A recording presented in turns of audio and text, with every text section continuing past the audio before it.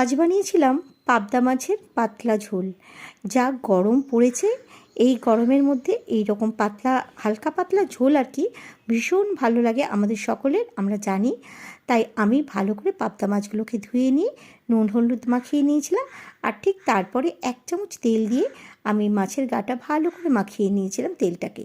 কারণ এতে এই যে কড়াইতে দেওয়ার পরে গায়ে একটু ফোঁটাও ছিটাবে না, সেই কারণে এই ট্রিক্সটাও তোমাদের জানিয়ে দিলাম। একদম ডুবো তেলে ভালো করে মাছগুলোকে ভালো করে তুলে নিলাম। এরপর আমি ওই যে পাতলা ঝোলটা করার জন্য আলু পটল একদম সরু সরু করে কেটে নিয়েছিলাম, দেখতেই পাচ্ছ কীভাবে কেটেছি। তার সাথে ছিল একটা পেঁয়াজ কুচি। এবার তেলের উপরে কালো জিরা কাঁচা লঙ্কা ফোড়ন দিয়ে পেঁয়াজ কুচিটাকে দিয়ে ভালো করে আলু আর পটলটাকে ভেজে নিয়েছিলাম। এরপর আর কি একটু লঙ্কা গুঁড়ো আর একটু ধনে গুঁড়ো জিরে গুঁড়ো দিয়ে আমি ভালো করে কষিয়ে নিয়ে তার মধ্যে জল ঢেলে একটা পাতলা ঝোল করে নিয়েছিলাম। আর ঠিক ঝোলটা হয়ে আসার মুখে আমি মাছগুলো দিয়ে নামিয়ে নিয়েছিলাম ঝোলটা। এরপর দাদার থালাটা সাজাতে চলে এলাম, আর এখানে একটা তরকারি দিয়েছি, আর পাশে ছিল সেই পাবদা মাছের পাতলা ঝোলটা আর স্যালাড।